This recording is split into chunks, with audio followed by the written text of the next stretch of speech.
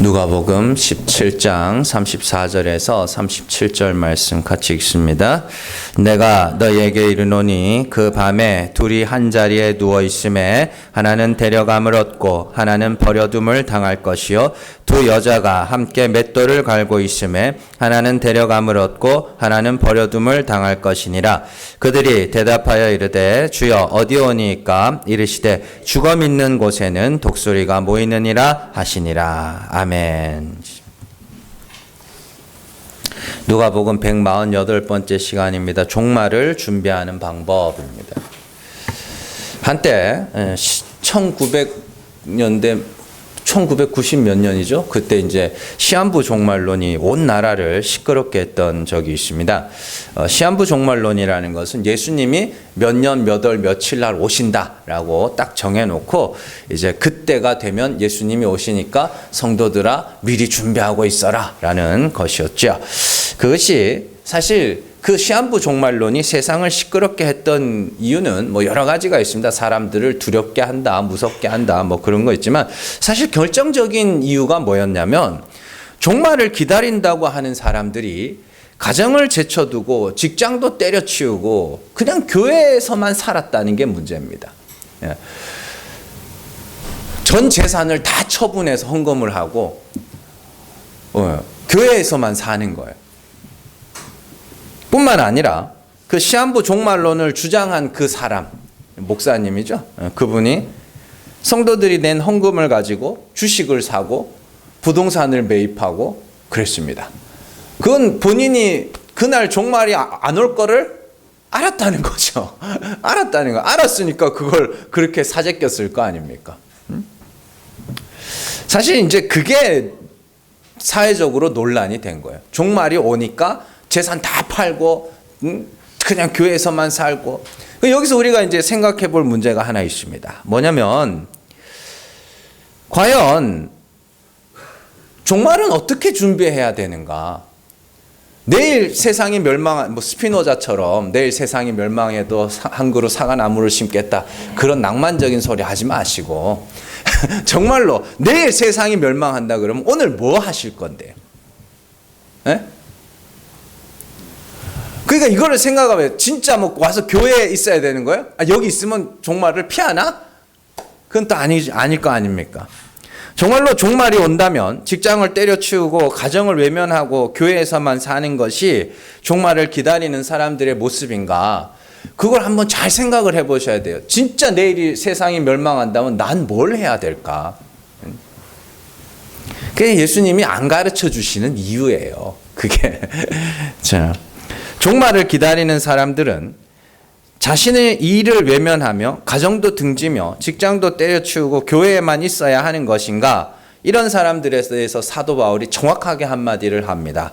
데살로니가후서 3장 10절 말씀 같이 읽습니다. 우리가 너희와 함께 있을 때에도 너희에게 명하기를 누구든지 일하기 싫어하거든 먹지도 말게 하라 하였더니. 아멘. 이게 데살로니가 교회가 그 종말론, 예수님의 재림에 대해서 너무 심각하게 빠져있던 그런. 그래서 예수님이 곧 오실 거니까 우리가 막 일하지 말자, 진짜로 이런 사람들이 있었어요. 그러니까 사도 바울이 그 사람들에게 한 말이에요. 일하기 싫어하거든 먹게 하지 마라. 그게 그 이야기입니다.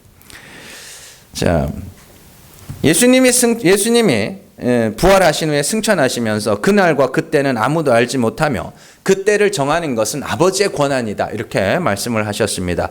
예수님의 재림, 세상의 종말은 사람이 알 수가 없습니다. 그렇기 때문에 시한부 종말론 때문에 자신의 생업을 등지는 사람은 올바른 신앙을 가진 사람이 아니라 그냥 사기꾼에게 당한 사람들입니다. 그래서 여러분들 이렇게 사기 당하는 사람들 이렇게 보면요, 그냥 좀 불쌍하기도 한데 사실은 멍청하다 이런 생각이 더 많이 듭니다. 그러니까 그런 내 세상이 종말이 온다고 해서 막 집을 등지고 뭐 교회에서만 살아야 되고 그런 건 아니에요. 여러분들 그건 올바른 신앙이 아니고 그건 사기꾼에게 당한 멍청한 짓입니다. 성도는 이 땅에 사는 동안에 가정에 충실하고 먹고 살기 위해서 일해야 합니다. 그런 의미에서 보면 영원한 천국을 소망하는 사람들과 그 소망이 없는 사람들의 삶의 모습은 전혀 다를 것이 없다입니다.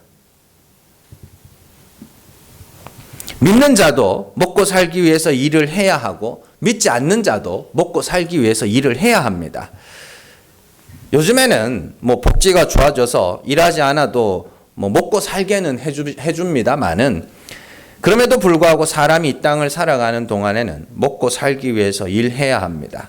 성도들은 천국을 소망하는 사람들이 맞습니다. 그러나 종말이 올 것도 우리는 알고 있습니다. 그러나 그때를 알지 못하며 하나님이 부르실 때까지는 이 땅에서 먹고 살아야 되기 때문에 열심히 일하세요. 내일 세상이 멸망한다 그래도 여러분들 오늘 열심히 일하셔야 됩니다. 그러니 신앙 때문에 가정을 등지거나 직장을 관두는 것은 옳지 않은 겁니다. 목사님들이 뭐 이런 말씀을 드려서 좀 죄송합니다만은 목사님들이 사실은 매일 교회 성도들을 불러 모으는 목사님들이 있습니다. 매일같이. 그 왜 그러냐면 그 예배당 비우기가 아까워서 그래요. 예배당이라고 지어놨는데 평일에는 덩그러니 이렇게 아무도 없다가 그냥 예배 드릴 때만 사람 복닥복닥거리면 그게 너무 아까운 거예요. 그러니까 이거를 어떻게든 써먹으려고 자꾸 그렇게 하는데 그걸 갖다가 뭐 믿음이 좋다, 신앙이 좋다 그런 거 아닙니다. 그렇게 저는 그래서 우리는 그렇게 안 합니다. 예배 때만 빠지지 마시고 잘 나오셔요. 자, 그러니까 가정 생활 충실히 하셔요. 직장 생활도 충실히 하시고. 그렇다고 또 괜히 일 만들어 가지고 예배 안 나오고 그러지는 마시고. 했습니다. 자, 그렇다면 종말을 준비해야 하는 성도들이 해야 하는 일은 무엇인가? 열심히 율법을 지키며 선한 일에 힘써야 하는가? 매일같이 예배당에 나와서 예배를 드려야 하는가? 그렇지 않습니다. 구원은 어떻게 얻어요? 예수 그리스도를 믿음으로 말미암아 얻는 거죠. 그러면 종말을 준비하는 성도들이 해야 되는 건 뭐예요? 내가 올바른 믿음을 갖고 있는가? 내가 올바른 신앙생활의 방향을 걸어가고 있는가? 이걸 확인하고 체크하고 점검해야 되는 겁니다. 내가 죄인임을 재차 확인하고 그래서 내게는 예수 그리스도의 십자가가 필요한 자라는 것을 날마다 확인해 가는 것. 그게 종말을 준비하는 성도들의 삶이에요. 내 육체의 자랑들을 제거하고 하나님 앞에서 자랑할 것이 없는 죄인으로 낮아져서 그래서 나는 예수의 십자가가 아니면 안 됩니다. 이걸 날마다 확인하는 거. 그게 종말을 준비하는 성도들이 해야 하는 일이라고요. 그래서 종말을 준비하는 성도들은 외적으로 특별한 삶을 사는 사람들이 아니라 내적으로 하나님께 믿음과 소망을 둔 사람들. 그러니까 외적으로는 다를 게 없지만 내적으로는 분명한 차이가 있다. 그런 이야기입니다. 베드로전서 1장 21절 말씀 같이 읽습니다. 너희는 그를 죽은 자 가운데서 살리시고 영광을 주신 하나님을 그리스도로 말미암아 믿는 자니 너희 믿음과 소망이 하나님께 있게 하셨느니라. 아멘. 믿음과 소망이 하나님께만 있다는 것은 외적인 모습으로 보면 차이가 전혀 없다예요. 하나님의 극렬하심만을 바라며 오늘 내게 주어진 삶을 충실하게 살아가는 것이 종말을 준비하는 성도들입니다. 결국 종말을 준비하는 성도들의 나타난 삶의 모습은 불신자들과 별반 다를 바 없으며 그 마음이 불신자들과 다를 뿐입니다. 무슨 차이인지를 잘 아셔야 돼요. 자꾸 우리가 왜 이런 말씀을 드냐면 밖에 나타난 어떤 것으로 갖다가 이걸 성도다, 성도가 아니다 이렇게 판단하는데 그거 아니라고요. 자, 로마서 2장 11절 말씀 같이 읽습니다. 이는 하나님께서 외모로 사람을 취하지 아니하심이라. 로마서 12장 2절 말씀 같이 읽습니다. 너희는 이 세대를 본받지 말고 오직 마음을 새롭게 함으로 변화를 받아 하나님의 선하시고 기뻐하시고 온전하신 뜻이 무엇인지 분별하도록 하라. 아멘. 2장 11절에서 하나님께서는 외모로 사람을 판단하지 않는다. 여기서 외모는 이게 아니에요. 이게 생김새가 아니고 그 나타난 모습. 나타난 모습, 그들의 행위나 인격이나 성격이나 이런 것들이 아니란 말이에요. 그게 아니고 그걸로 판단치 않아요. 대신 하나님이 뭐로 사람을 판단하냐 그래요. 마음을 새롭게 하고 마음의 변화, 마음을 새롭게 된 마음의 변화. 그게 뭔데요? 그러면 2장 12절에서 이 세대를 본받지 말고 이 세대를 본받지 말고 마음을 새롭게 하고 변화를 받아라 그래요. 자, 그러면 이 세대는 어떤 세대인데요? 사도 바울이 말하는 이 세대가 어떤 세대예요? 예? 그럼 마음의 변화를 받은 사람들은 어떤 사람들인데? 그러니까 이걸 모르면 안 되는 거예요. 사도 바울이 말하는 이 세대는 아담 이래로 계속해서 진행되어 왔던 내가 영생에 이르러야지, 내가 의롭게 돼야지, 내가 구원에 이르러야지, 요 마음이란 말입니다. 요 세대, 이 세대를 본받지 말고 그러면 어떻게 돼요? 하나님 불쌍히 여겨주세요. 그게 마음의 변화라고요. 그게 나는 예수의 십자가가 필요한 자입니다. 그게 마음의 변화라고요. 그 마음의 변화를 이야기하는 거예요. 그게 새롭게 된 마음이라고 하는 거고. 그걸 베드로가 믿음과 소망이 누구에게? 하나님께. 그럼 믿음과 소망이 하나님께 없으면 누구에게 있는 거예요? 나. 그 이야기라니까요.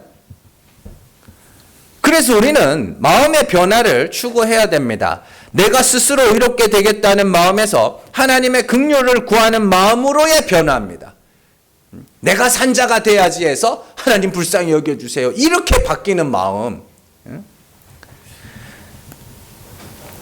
그래서 이런 마음의 변화는 우리 신앙생활에서 이 신앙생활에 임한 우리의 모습, 우리의 그 신앙생활뿐만 아니라 우리 일상을 대하는 우리의 삶의 모습이 바뀌거든요. 그거 어떻게 되냐면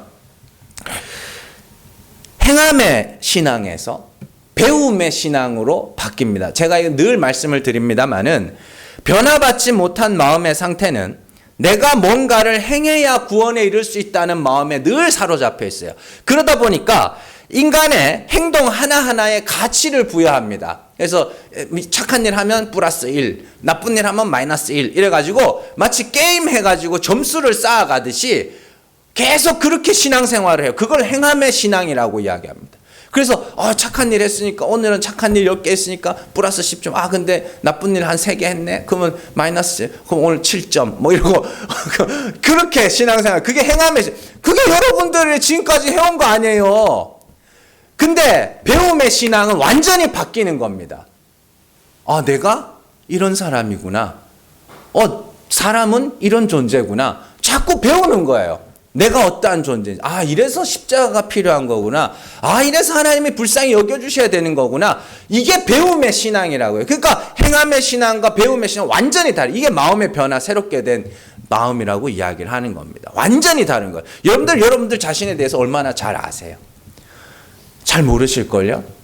정말요. 내가 나 자신을 속이고 살고 있기 때문에 모든 인간들은 자기 자신을 속이고 살고 있기 때문에 진짜 내 모습을 몰라요. 왜냐하면 그 행함의 신앙 아래에서는 더 몰라요. 마치 우리가 이렇게 게임에 빠진 사람들 빠져본 제가 옛날에 이제 게임을 완전 미쳐서 살 때가 있었습니다. 근데 그때는 그래요. 게임 속의 캐릭터가 난 줄 알아. 네. 그게 게임 속에 사는 사람들이거든요. 행함의 신앙이 그래요. 근데 중요한 건 게임 캐릭터가 아니라 누구예요? 나예요, 나. 그래서 화면을 들여다보고 있으면서 그게 난 줄 알고 막 하다가 컴퓨터 끄면 어떻게 돼요? 방이 개판이야, 완전. 그걸 봐야 되는 거예요. 그게 배움의 신앙. 내가 이것밖에 안 되는 자구나. 이렇게 바뀌어가는 것이죠. 오늘 말씀이 그런 이야기를 하고 있습니다. 오늘 말씀에서 예수님이 굉장히 이상한 말씀을 하십니다. 밤에 한 자리에 두 사람이 누워 있는데 한 사람은 데려감을 당하고 한 사람은 버려둠을 당할 것이며 두 여자가 함께 맷돌질을 하고 있는데 한 사람은 데려감을 당하고 한 사람은 버려둠을 당할 것이라 이렇게 이야기합니다. 그러면 데려가신 한 사람은 왜 데려갔고 버려두신 한 사람은 왜 버려뒀을까요? 자, 마태복음에서는 이 똑같은 말씀에 한 구절을 더 붙여놨습니다. 마태복음 24장 40절에서 42절 말씀 같이 읽습니다. 그때 두 사람이 밭에 있음에 한 사람은 데려가고 한 사람은 버려둠을 당할 것이요 두 여자가 맷돌질을 하고 있음에 한 사람은 데려가고 한 사람은 버려둠을 당할 것이니라. 그러므로 깨어 있으라. 어느 날에 너희 주가 임할는지 너희가 알지 못함이니라. 아멘. 오늘 말씀과 똑같은 말씀이죠. 똑같은 말씀을 하시면서 그 결론으로 뭐라고요? 깨어 있으라. 어느 날 주가 임할지 알지 못하기 때문이다. 이렇게 이야기하죠. 자, 그러면 이렇게 됩니다. 데려감을 당한 사람은 깨어 있었다는 거고 버려둠을 당한 사람은 깨어 있지 못했다는 이야기죠. 자, 그런데 문제는 두 사람이 동일하게 밭에서 일을 하고 있었고 동일하게 맷돌을 갈고 있었고 동일하게 자고 있었다는 겁니다. 그러면 뭘로 깨어 있음을 확인할 수 있어요? 자, 보세요. 외적으로는 확인할 수가 없죠. 똑같이 자고 있었고 똑같이 밭을 갈고 있었고 똑같이 맷돌을 갈고 있었어요. 그러니까 외적으로는 확인할 수 있는 방법이 없습니다. 근데 두 사람 사이에는 한 사람은 깨어 있었고 한 사람은 깨어 있지 못하다는 그 차이가 있죠. 그러니까 외적으로는 확인할 수가 없다. 그런 이야기입니다. 자, 그렇다면 뭐가 깨어 있는 건가? 예수님의 비유 중에 이 말씀 바로 뒤에 나오는 비유입니다. 깨어 있으라로 끝나는 비유가 하나 나오거든요. 마태복음 25장 11절에서 13절 같이 읽습니다. 그 후에 남은 처녀들이 와서 이르되 주여 주여 우리에게 열어주소서. 대답하여 이르되 진실로 너희에게 이르노니 내가 너희를 알지 못하노라 하였느니라. 그런즉 깨어 있으라. 너희는 그날과 그때를 알지 못하느니라. 아멘. 자, 이 비유는 우리가 잘 아는 열처녀의 비유입니다. 열처녀의 비유가 내용이 이렇죠. 신랑이 오기를 기다리는 열처녀가 있는데 미련한 다섯 처녀, 지혜로운 다섯 처녀가 있습니다. 미련한 다섯 처녀는 등불은 준비하되 기름을 준비하지 않았고, 자, 지혜로운 다섯 처녀는 어떻게 해요? 등불과 기름을 준비했다. 이렇게 이야기하죠. 자, 이 비유에서 결론이 어떻게 끝났어요? 13절. 그런즉 깨어 있으라. 너희는 그날과 그때를 알지 못하느니라. 그러니까 여기서도 뭘로 끝내? 그날 깨어 있으라. 그날을 알지 못한다. 이렇게 똑같은 말씀입니다. 그런데요, 이 비유에서 제일 의아한 부분이 뭐냐면, 그러면 지혜로운 다섯 처녀는 깨어 있어야 되고 미련한 다섯 처녀는 자고 있어야 될 거 아닙니까? 근데 되게 웃긴 건 10명이 다 자고 있어요. 그 마태복음 25장 5절 말씀 같이 읽습니다. 신랑이 더디옴으로 다 졸며 잘세. 다 자고 있는데 다섯은 깨어 있고 다섯은 잠들었다. 이렇게 이야기를 하죠. 그러니까 그 깨어 있음이라는 게 이거는 아닌 거죠. 그죠? 자, 그러니까 깨어 있음은 결국 기름을 준비했느냐, 준비하지 않았느냐의 차이입니다. 그렇다면 기름을 준비한다는 것이 어떤 것이냐? 열처녀 모두 등불은 가지고 있었습니다. 그러나 기름을 가지고 있는지 안 가지고 있는지는 서로 알 수가 없는 상황이에요. 자, 그 말은 그날과 그때를 준비하는 깨어있는 자들과 깨어있지 않는 자들의 외적인 모습은 차이가 전혀 없다. 그죠? 오늘 말씀에서 두 사람이 밭을 갈고 두 사람이 잠을 자고 두 사람이 맷돌을 가는 그 외적인 모습은 전혀 차이가 없다. 다만 누가 깨어 있는 것인가? 이거를 알아야 되는 것이죠. 자, 롯의 때에 예수님이 앞서도 말씀하셨죠. 롯의 때에 소돔과 고모라가 멸망하기 직전까지 사람들은 시집가고 장가갔고, 노아의 때에 홍수로 세상이 멸망하기 직전까지 사람들은 시집가고 장가갔습니다. 자, 이는 노아와 롯의 가족 역시 별반 다를 바가 없었다는 것이죠. 마찬가지로 우리가 하나님이 데려가실 때까지는 이 땅에서 먹고 일하며 살아야 됩니다. 그러한 삶의 모습에는 신자와 불신자 사이에 아무런 차이가 없습니다. 그러나 중요한 다른 점이 하나 있습니다. 노아는 뭘 알았어요? 비가 오면 방주에 타야지. 롯은 어떻게 해요? 소돔과 고모라를 벗어나야지. 그걸 알고, 구원의 방법을 알고 있었죠. 그러면 성도는 뭘 해야 돼요? 예수 아니면 죽는다. 그거예요. 그게 깨어 있는 거예요. 나는 예수의 십자가 아니면 죽어야 할 죄인이야. 그게 깨어 있는 거예요. 그게 기름을 준비하고 등불을 준비하는 거라고. 그러니까 성도는 예수가 아니면 죽을 수밖에 없는 죄인이라는 것을 아는 자들이고, 불신자는 그걸 모르는 자들일 뿐이에요. 그걸 깨어 있다 하고 기름을 준비했다고 하는 겁니다. 다시 오늘 말씀으로 돌아와서 예수님께서 앞서 말씀하신 하나님의 나라에 대한 말씀과 이게 쭉 연결되는 말씀이거든요. 앞서 20절, 21절에 보시면 예수님은 하나님 나라에 대해서 말씀을 하시죠. 그때 뭐라 그러냐면, 하나님 나라가 볼 수 있게 임하는 것이 아니다. 그리고 여기 있다 저기 있다도 못한다. 이게 무슨 말인지 이제는 좀 이해가 되세요? 볼 수 있게 외적인 어떤 모습으로 나타나는 것이 아니라는 이야기입니다. 그리고 그렇기 때문에 이렇게 사는 게 하나님의 통치를 받는 자다. 이렇게 사는 게 하나님의 통치를 받는 자다. 그게 아니라는 이야기예요. 목사만 하나님의 통치를 받는 자가 아니고 교회에 와서 사역하는 것만 신앙생활이 아니고 교회 봉사를 하는 것만 하나님의 일을 하는 게 아니라는 이야기입니다.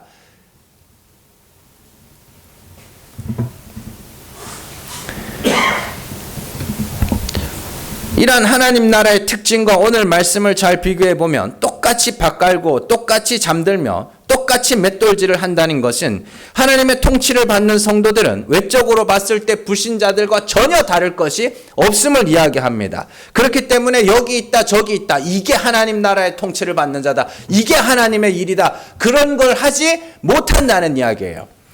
그렇기 때문에 어떤 모양으로 사는 것이 하나님의 통치를 받는 것이라 할 수 없습니다. 한 사람이 잠을 잘 때 한 사람은 잠을 안 자고 밤을 지새우는 것이 하나님의 통치를 받는 것이 아니며, 한 사람이 밭을 갈고 있는데 한 사람은 밭 갈지 않는 것이 하나님의 통치를 받는 것이 아니며, 한 사람은 맷돌을 갈고 있는데 한 사람은 맷돌을 부수는 것이 하나님의 통치를 받는 것이 아니라는 겁니다. 하나님의 통치는 우리 안에서 일어나는 일들입니다.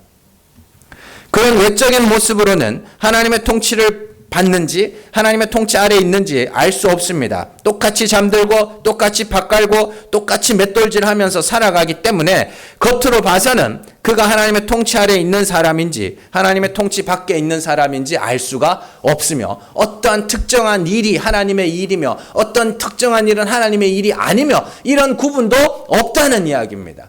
교회에 와서 사역하는 거 필요해서 하는 거예요.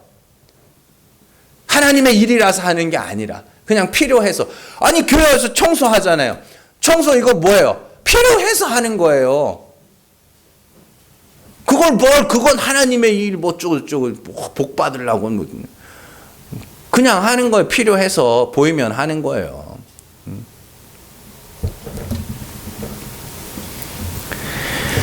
하나님의 통치는 하나님이 예수 그리스도를 인도하신 방향으로 우리를 끌고 가는 것이라 그랬습니다. 영적인 인도고 마음의 변화라 그랬어요. 하나님이 예수 그리스도를 죽은 자 가운데서 살리기 위해서 십자가로 인도하신 것처럼 하나님의 영이 우리 가운데 거하시면 우리는 각자의 삶 가운데서 그리스도와 같이 십자가에서 저주를 받아야 할 죄인으로 폭로가 될 뿐입니다. 그래서 내가 의롭게 돼야지 하는 마음에서 어떻게 해요? 하나님 불쌍히 여겨주세요로 그 마음이 변화가 된다고 말씀을 드리는 거예요. 중요한 것은 그걸 어디서 배워요? 여러분들이 죄인이라는 사실이 어디서 드러나요? 가정에서, 또 직장에서, 또 동네에서. 그렇게 여러분들은 여러분들의 삶의 터전에서 그걸 배우는 거라고요. 내가 이런 사람이, 내가 돈 앞에 이렇게까지 될 수 있는 사람이구나. 내가 마음에 안 드는 사람을 보면서 막 진짜 마음에 안 드는 사람 있으면 죽여버리고 싶은 때가 있잖아요. 없어요? 저만 그래요? 그러면 어떻게 해요? 이걸 내가 이렇게까지도 될 수 있는 사람이구나.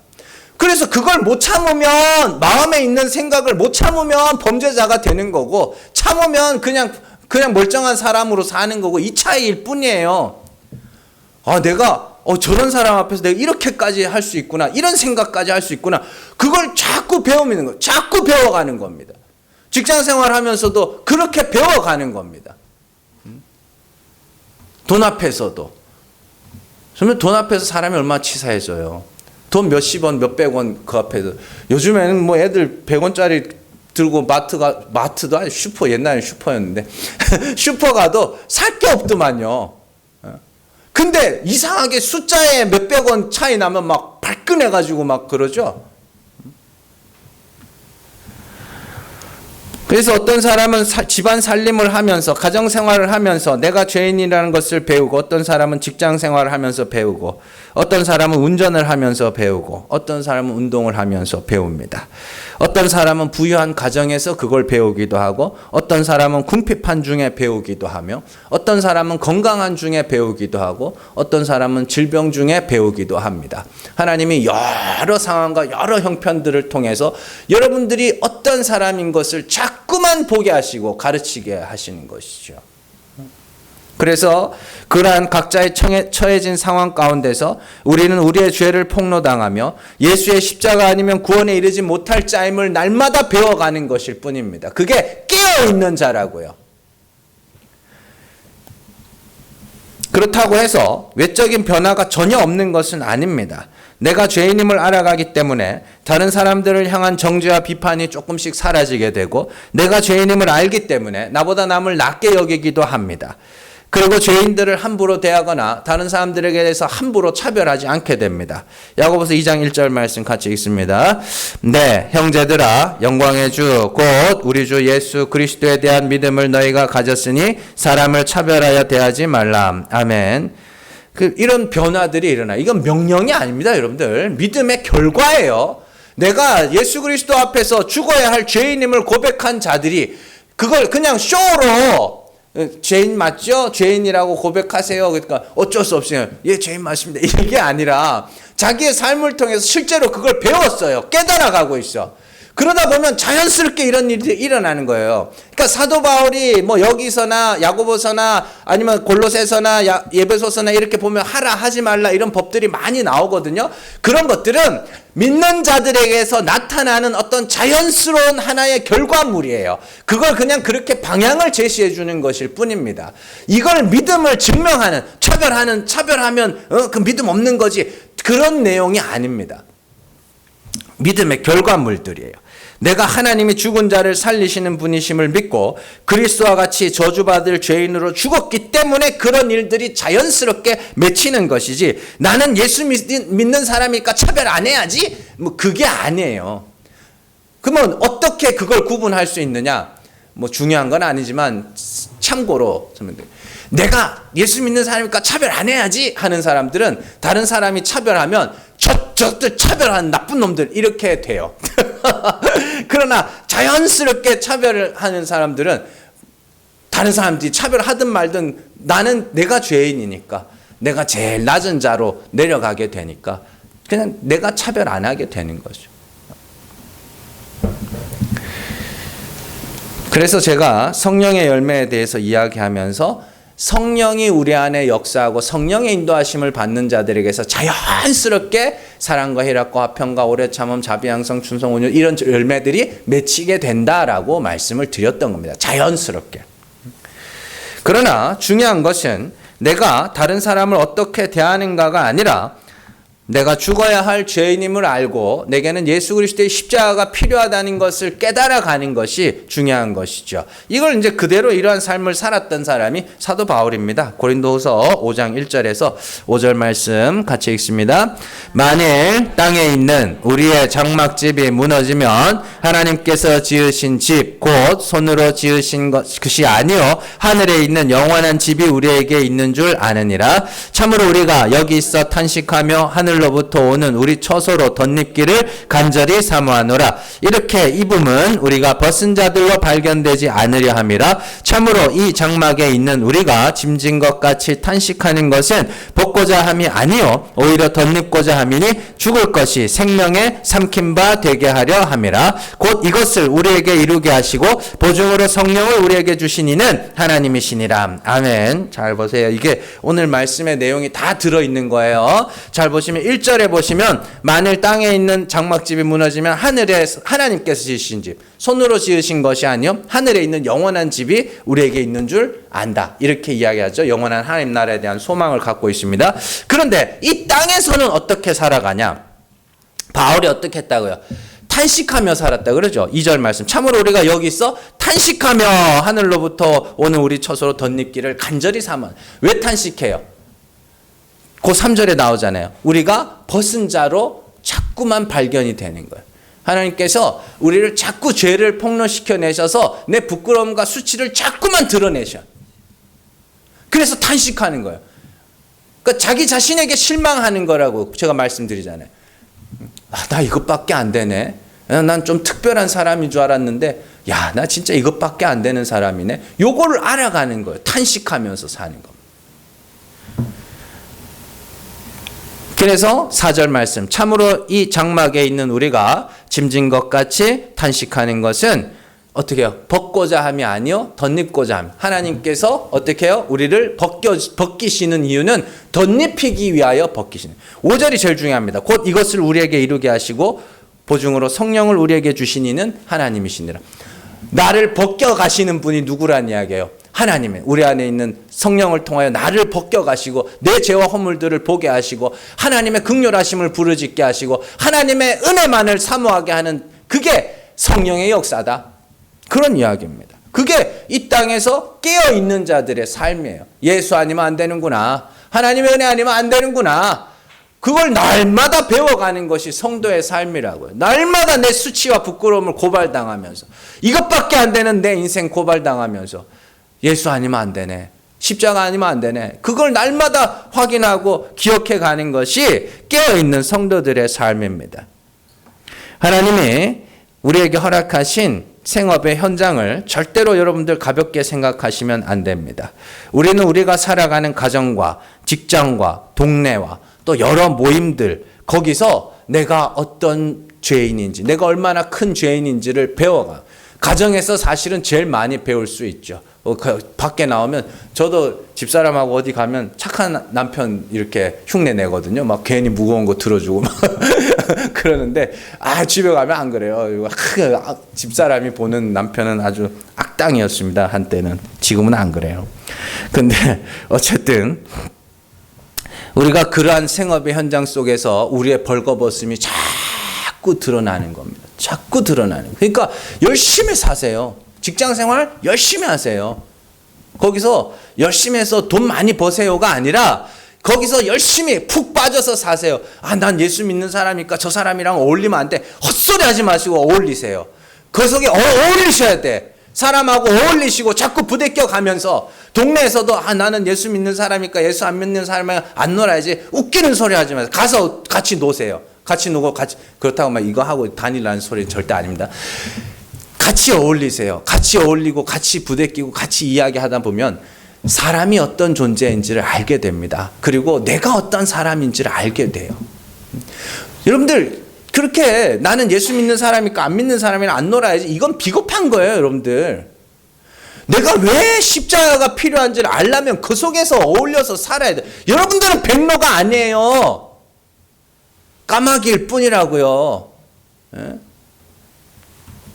정몽주 엄마처럼 자기 아들 너는 백로니까 까마귀 노는 곳에 가지 마라. 웃기는 소리 하지 말고 가서 다 어울려 다니고 이렇게 나쁜 짓은 하지 마시고 어울려서 자꾸 관계를 맺고 직장 생활하고 가정에서도 자꾸 그렇게 하다 보면 내가 어떠한 사람인지 비로소 조금씩 보이게 될 겁니다. 거기서 배워가는 거예요.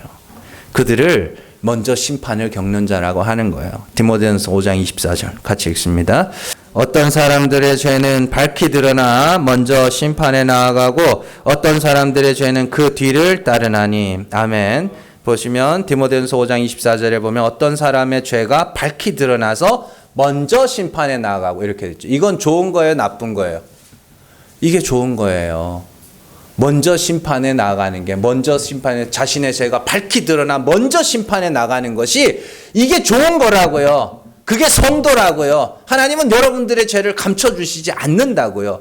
드러내셔서 뭐 하시려고 드러내요? 사하시려고. 예수 그리스도의 십자가의 피로 말미암아 사하시려고 드러내신다고요. 그러니까 여러분들의 죄가 드러날 그때가 하나님이 여러분들 안에 역사하실 때라고요. 그래서 먼저 심판에 나가요. 그들은 구원을 얻습니다. 그러나 그 뒤를 따르는 어떤 사람들의 죄는 그 뒤를 따른다는 건 뭐예요? 이들의 죄는 드러나지 않아요. 그러니까 사함을 받지도 못해요. 그게 잠든 자라고요. 깨어있지 못한 자라고요. 그러니까 우리를 깨우시는 분이 누구예요? 하나님이시라고요. 그걸 오늘 말씀의 마지막 구절에서 주검이 있는 곳에는 독수리가 모인다고 하신 말씀이에요. 성경에서 독수리가 모인다라는 것은 하나님의 심판이 임했다는 이야기입니다. 그래서 왜냐하면 독수리가 뭐 먹고 살아요? 시체 뜯어먹고 사는 짐승이죠. 그래서 성경에 보면은 독수리가 모인다, 뭐 늑대가 모인다, 뭐 이런 말씀, 이런 표현들이 나오면 거기는 하나님의 심판이 임했다, 하나님의 멸망이 임했다, 이런 뜻입니다. 자, 예레미야 48장 40절에서 42절 말씀 같이 읽습니다. 이는 여호와의 말씀이니라. 보라, 그가 독수리같이 날아와서 모압 위에 그의 날개를 펴리라. 성읍들이 점령을 당하여 요새가 함락되는 날에 모압 용사의 마음이 산고를 당하는 여인 같을 것이라. 모압이 여호와를 거슬러 자만하였으므로 멸망하고 다시 나라를 이루지 못하리로다. 아멘. 독수리가 멸망당하는 모압 위로 날아올 거라 그러죠. 그건 하나님의 심판이 거기 임한다는 거예요. 그래서 다 죽인다는 소리입니다. 그럼 독수리가 모인 곳에 죽음이 있다는 게 뭐냐면 하나님이 반드시 죄를 드러내어 너희를 뭐 하실 거라고요? 심판하실 거라고. 그래서 지난주에 우리가 읽었던 말씀이 뭐예요?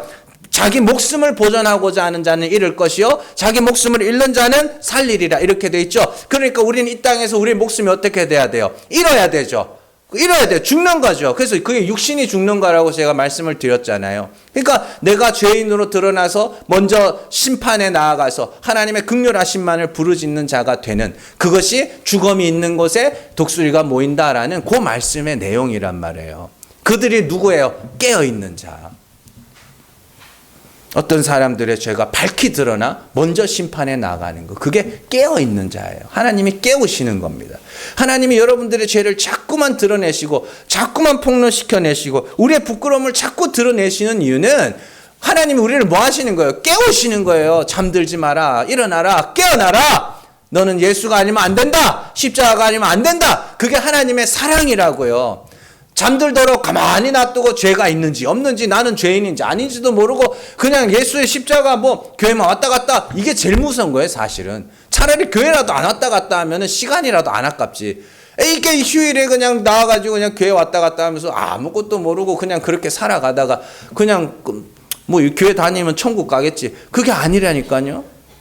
하나님이 여러분들 안에 찾아오셔서 여러분들의 죄를 보게 하시고 여러분들의 허물을 보게 하시고 자꾸 여러분들을 벌거벗겨 가시면서, 그래서 너는 내 은혜가 필요한 거야, 그래서 너는 십자가가 필요한 거야, 자꾸만 그게 하나님이 여러분들을 깨우시는 거라고요.